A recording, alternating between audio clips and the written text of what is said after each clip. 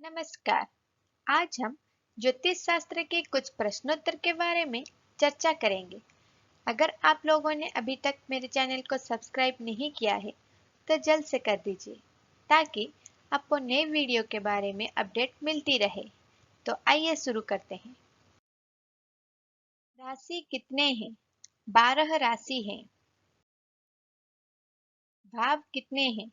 12 भाव हैं। नक्षत्र कितने हैं? 27 नक्षत्र हैं।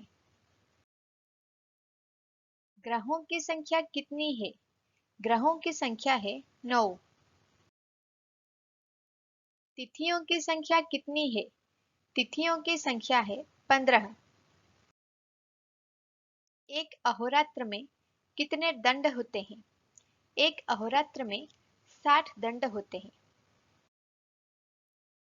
चरकरण कितने हैं? 7 चरकरण हैं। स्थिरकरण कितने हैं? 4 स्थिरकरण हैं। दुष्ट स्थान किसको कहते हैं? षष्ठ, अष्टम और द्वादश स्थान को दुष्ट स्थान कहते हैं। योगों की संख्या कितनी है? योगों की संख्या है 27। कितने दंड में 1 घंटा होती है? 2.5 दंड में 1 घंटा होती है। 1 मिनट का परिमाण कितना होता है? 1 मिनट का परिमाण 2.5 पल अर्थात 60 सेकंड होता है। 1 सेकंड में कितने विपल होते हैं? 1 सेकंड में 2.5 विपल होते हैं। 1 मुहूर्त में कितनी घटिका होती है? 1 मुहूर्त में 2 घटिका होती है। भूभ्रमण सिद्धांत किसका है? भूभ्रमण सिद्धांत आर्यभट्ट का है। सभी ग्रह तृतीय और दशम स्थान को कितने चरण से देखते हैं? सभी ग्रह तृतीय और दशम स्थान को एक चरण से देखते हैं। सभी ग्रह पंचम और नवम स्थान को कितने चरण से देखते हैं? सभी ग्रह पंचम और नवम स्थान को एक चरण से देखते हैं। सभी ग्रह चतुर्थ और अष्टम स्थान को कितने चरण से देखते हैं? सभी ग्रह चतुर्थ और अष्टम स्थान को 3 चरण से देखते हैं। सभी ग्रह सप्तम स्थान को कितने चरण से देखते हैं? सभी ग्रह सप्तम स्थान को 4 चरण अर्थात पूर्ण चरण से देखते हैं। अरिष्ट समन कब होता है? अरिष्ट समन शुभ ग्रह के दृष्टियुक्त होने से होता है। सभी ग्रह अपने उच्च स्थान में कैसा फल देते हैं? सभी ग्रह अपने उच्च स्थान में पूर्ण फल देते हैं। सभी ग्रह त्रिकोण में कैसा फल देते हैं? सभी ग्रह त्रिकोण में 3 चरण फल देते हैं। सभी ग्रह अपने स्वगृह में कैसा फल देते हैं? सभी ग्रह अपने स्वगृह में 2 चरण फल देते हैं। सभी ग्रह अपने मित्र गृह में कैसा फल देते हैं?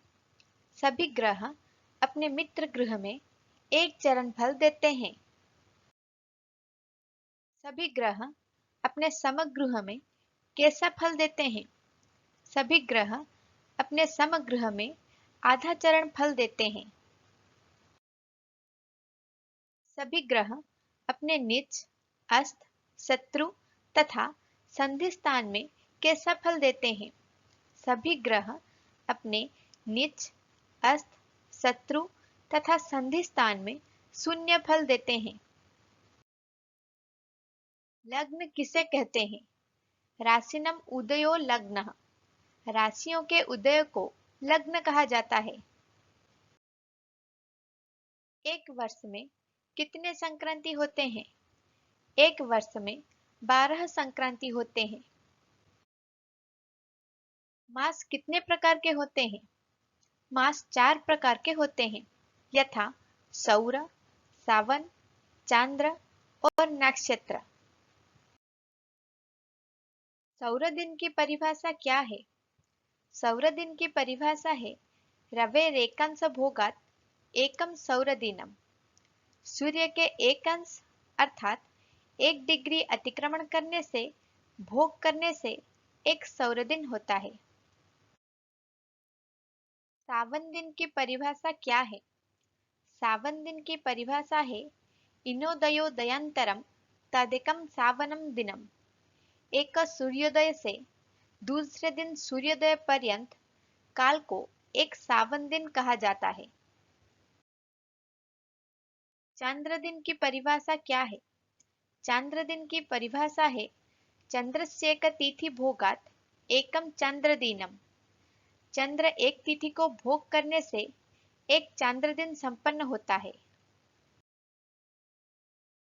नक्षत्र दिन की परिभाषा क्या है? नक्षत्र दिन की परिभाषा है भवासरस्तु भभ्रमः।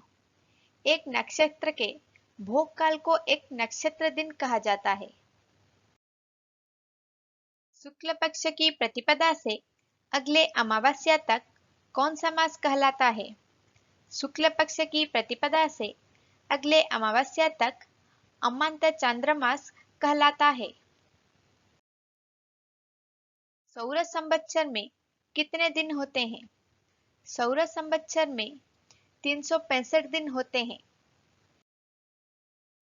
उदयांतर के प्रवर्तक कौन है? उदयांतर के प्रवर्तक है भास्कराचार्य। दक्षिणायन का अवधि कितना है? दक्षिणायन का अवधि है कर्क संक्रांति से मकर संक्रांति तक। उत्तरायण का अवधि कितना है?